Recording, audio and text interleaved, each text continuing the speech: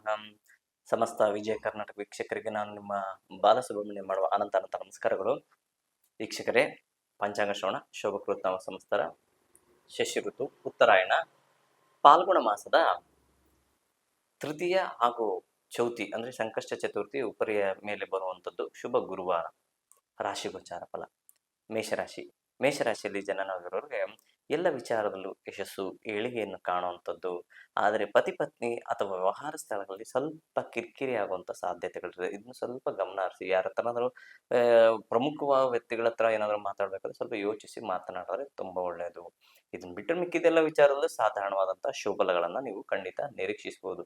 ನೀವು ಮಾಡಬೇಕಾಗಿರುವಂಥದ್ದು ವಾಗ್ದೇವಿ ಸರಸ್ವತಿ ಶಾರದಾಂಬೆಯ ಒಂದು ಸ್ಮರಣೆ ಮಾಡಿ. ಬಿಳಿ ವರ್ಣ ಶುಭ. ಮುಂದಿನ ರಾಶಿ ವೃಷಭ ರಾಶಿ.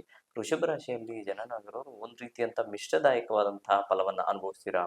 ಎಲ್ಲ ವಿಚಾರದಲ್ಲೂ ಸ್ವಲ್ಪ ಏರಿಳಿತ, ಯಾವ ಕೆಲಸ ಕಾರ್ಯಗಳು ಬೇಗ ಆಗ್ತಾ ಇಲ್ಲ ಅನ್ನೋಂಥ ಮನೋಭಾವ ಮೂಡುವಂಥದ್ದು.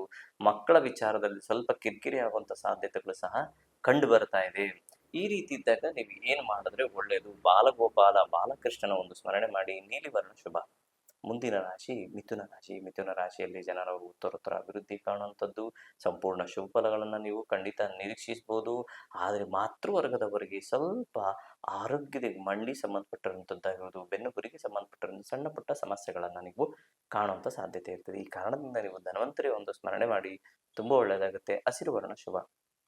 ಮುಂದಿನ ರಾಶಿ ಕರ್ಕಾಟಕ ರಾಶಿ. ಕರ್ಕ ರಾಶಿಯಲ್ಲಿ ಜನನವಾಗಿರೋರಿಗೆ ಉತ್ತರೋತ್ತರ ಅಭಿವೃದ್ಧಿ, ಎಲ್ಲ ವಿಚಾರದಲ್ಲೂ ಯಶಸ್ಸು ಏಳಿಗೆ, ಲಾಭದಾಯಕವಾದಂತಹ ದಿನ, ಸಂಪೂರ್ಣವಾದಂತಹ ಶುಭ ಫಲಗಳನ್ನು ಖಂಡಿತ ನೀವು ನಿರೀಕ್ಷಿಸಬಹುದು. ನೀವು ಮಾಡಬೇಕಾಗಿರುವಂಥದ್ದು ಪಾರ್ವತಿ ಪರಮೇಶ್ವರ ಒಂದು ಸ್ಮರಣೆ. ಬಿಳಿ ವರ್ಣ ಶುಭ. ಮುಂದಿನ ರಾಶಿ ಸಿಂಹರಾಶಿ. ನೋಡಿ, ಸಿಂಹರಾಶಿಯಲ್ಲಿ ಜನನವಾಗಿರೋರಿಗೆ ಸ್ವಲ್ಪ ಸಣ್ಣ ಪುಟ್ಟ ಸಮಸ್ಯೆಗಳು ಯಾರಿಂದ ಬರುತ್ತೆ ಅಂದರೆ ಅಣ್ಣ ತಮ್ಮನಾಗಿರ್ಬೋದು, ಸಹಪಾಠಿಗಳು ಅಂದರೆ ನಿಮ್ಮ ಜೊತೆಲಿ ಕೆಲಸ ಮಾಡೋವಂಥವ್ರಾಗಿರ್ಬೋದು, ಸ್ನೇಹಿತರು, ಇಂಥವ್ರ ಬಗ್ಗೆ ಸ್ವಲ್ಪ ಅಲರ್ಟ್ ಆಗಿರಿ ಇವತ್ತು. ಯಾಕೆಂದರೆ ಸುಮ್ಮನೆ ಯಾವುದೋ ಒಂದು ವಿಚಾರ ತಗೊಂಡು ಹಣಕಾಸಿನ ವಿಚಾರದಲ್ಲಾಗ್ಬೋದು, ಮಾನಸಿಕ ವಿಚಾರದಲ್ಲಾಗಿರ್ಬೋದು ಸ್ವಲ್ಪ ಕಿರಿಕಿರಿ ಮಾಡುವಂಥ ಸಾಧ್ಯತೆ ಇರ್ತದೆ. ಈ ಥರ ಇದ್ದಾಗ ನೀವು ಸುಬ್ರಹ್ಮಣ್ಯನ ಒಂದು ಸ್ಮರಣೆ ಮಾಡ್ತಾ ಬನ್ನಿ, ತುಂಬ ಒಳ್ಳೆಯದಾಗುತ್ತೆ. ಹಸಿರು ವರ್ಣ ಶುಭ. ಮುಂದಿನ ರಾಶಿ ಕನ್ಯಾ ರಾಶಿ. ಕನ್ಯಾ ರಾಶಿಯಲ್ಲಿ ಜನರು ಸ್ವಲ್ಪ ಸಮಾಧಾನ, ಏನೋ ಒಂದು ರೀತಿಯಂತ ಸಣ್ಣ ಪುಟ್ಟ ಸಮಸ್ಯೆಗಳಿಂದ ದೂರ ಬಂದಿರುವಂತ ಸ್ಯಾಟಿಸ್ಫ್ಯಾಕ್ಷನ್ ಕಾಣುವಂತ ಸಾಧ್ಯತೆಗಳಿರ್ತದೆ. ಕುಟುಂಬದಲ್ಲಿ ಸ್ವಲ್ಪ ಸಣ್ಣ ಪುಟ್ಟ ಮಾತಿನ ಬಿರುಸು ಮಾತಿನ ಕಿರಿಕಿರಿ ಆಗುವಂತ ಸಾಧ್ಯತೆ ಇರ್ತದೆ. ಮಿಕ್ಕಿದೆಲ್ಲ ವಿಚಾರದಲ್ಲೂ ಶುಭ ಫಲಗಳನ್ನು ಕಾಣ್ತೀರಾ. ನೀವು ವಾಗ್ದೇವಿ ಸರಸ್ವತಿಯ ಒಂದು ಸ್ಮರಣೆ ಮಾಡಿ. ಬಿಳಿ ವರ್ಣ ಶುಭ. ಮುಂದಿನ ರಾಶಿ ತುಲಾ ರಾಶಿ. ತುಲಾ ರಾಶಿಯಲ್ಲಿ ಜನನಗಿರೋರಿಗೆ ಎಲ್ಲ ವಿಚಾರದಲ್ಲೂ ಸಾಧಾರಣವಾದಂತಹ ಶುಭಫಲಗಳನ್ನು ಖಂಡಿತ ನಿರೀಕ್ಷಿಸಬಹುದು. ಊಟೋಪಚಾರಗಳಲ್ಲಿ ಆಗಿರ್ಬೋದು, ಸ್ನೇಹಿತರ ಸಂಬಂಧಿಕರು ಅವ್ರ ಮನೆಗೆ ಹೋಗುವಂಥದ್ದು, ಒಂದು ಒಳ್ಳೆಯ ಒಂದು ವಿಶ್ರಾಂತವಾದಂತಹ ದಿನವನ್ನು ನೀವು ಕಳೆಯುವಂಥ ಸಾಧ್ಯತೆ ಹೆಚ್ಚಾಗಿರ್ತದೆ. ಜೊತೆಗೆ ಕೆಲಸ ಕಾರ್ಯಗಳು ಸಹ ಸಾಧಾರಣವಾಗಿ ಶುಭಫಲಗಳನ್ನು ಸಹ ನೀವು ಕಾಣುವಂಥ ಸಾಧ್ಯತೆ ಇರ್ತದೆ. ನೀವು ಹನುಮಂತನ ಒಂದು ಸ್ಮರಣೆ ಮಾಡಿ, ತುಂಬ ಒಳ್ಳೆಯದಾಗುತ್ತೆ. ಹಸಿರು ವರ್ಣ ಶುಭ. ಮುಂದಿನ ರಾಶಿ ವೃಶ್ಚಿಕ ರಾಶಿ. ವೃಶ್ಚಿಕ ರಾಶಿಯಲ್ಲಿ ಜನರು ಸ್ವಲ್ಪ ತಿರುಗಾಟ, ಸ್ವಲ್ಪ ದೇಹಾಲಸ್ಯವನ್ನು ಸೂಚಿಸುತ್ತದೆ. ಹಣಕಾಸಿನ ವಿಚಾರದಲ್ಲಿ ಸುಧಾರಣೆಯನ್ನು ಕಾಣ್ತೀರಾ. ಮಾನಸಿಕ ವಿಚಾರದಲ್ಲಿ ಸ್ವಲ್ಪ ಸಣ್ಣ ಪುಟ್ಟ ಕುಟುಂಬದಲ್ಲಿ ಕಿರಿಕಿರಿ ಆಗುವಂತ ಸಾಧ್ಯತೆ ಇರ್ತದೆ. ಇದನ್ನು ಹೊರತುಪಡಿಸಿದ್ರೆ ಮಿಕ್ಕೆಲ್ಲ ವಿಚಾರದಲ್ಲೂ ಸಂಪೂರ್ಣ ಶುಭಫಲಗಳನ್ನ ನೀವು ಖಂಡಿತ ಕಾಣಬಹುದು. ನೀವು ಮಾಡಬೇಕಾಗಿರುವಂಥದ್ದು ಪರಮೇಶ್ವರನ ಒಂದು ಸ್ಮರಣೆ ಮಾಡಿ. ಬಿಳಿ ವರ್ಣ ಶುಭ. ಮುಂದಿನ ರಾಶಿ ಧನುಸು ರಾಶಿ. ಧನುರಾಶಿಯಲ್ಲಿ ಜನನವಾಗಿರುವ ಸಂಜೆ ನಂತರ ಸ್ವಲ್ಪ ಈ ಕಾಲಿಗೆ ಸಂಬಂಧಪಟ್ಟಿರುವಂಥ ನೋವು, ಅಂದ್ರೆ ಸ್ವಲ್ಪ ತಿರುಗಾಟ ಜಾಸ್ತಿ ಆಗಿರ್ತದೆ.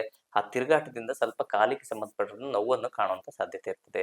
ಇನ್ನ ಹಣಕಾಸಿನ ವಿಚಾರದಲ್ಲಿ ಸಂಪೂರ್ಣ ಶುಭ ಫಲಗಳನ್ನು ಕಾಣ್ತೀರಾ. ಮಾನಸಿಕ ವಿಚಾರದಲ್ಲೂ ಶುಭ ಫಲಗಳನ್ನು ನೀವು ಖಂಡಿತ ನಿರೀಕ್ಷಿಸಬಹುದು.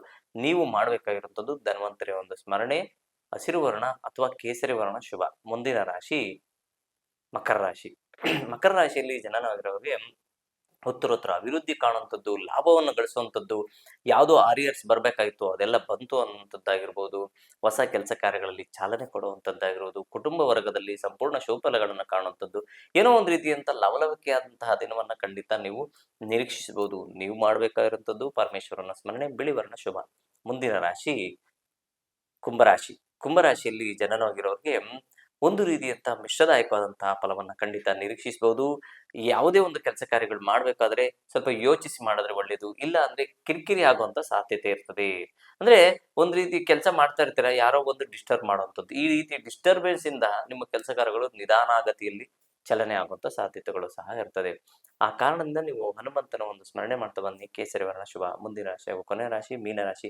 ಮೀನರಾಶಿಯಲ್ಲಿ ಜನನವಾಗಿರೋರಿಗೆ ಎಲ್ಲ ವಿಚಾರದಲ್ಲೂ ಯಶಸ್ಸು, ಏಳಿಗೆ ಎಲ್ಲ ಒಂದು ಸಂಪೂರ್ಣವಾದಂತಹ ಶುಭಫಲಗಳನ್ನ ಮಾನಸಿಕ, ದೈಹಿಕ, ಆರ್ಥಿಕವಾಗಿ 3 ವಿಚಾರದಲ್ಲೂ ನೀವು ಒಂದು ರೀತಿಯಂತ ಲವಲವಿಕೆಯಿಂದ ಕೂಡಿರುವಂತಹ ದಿನವನ್ನ ಖಂಡಿತ ನಿರೀಕ್ಷಿಸಬಹುದು.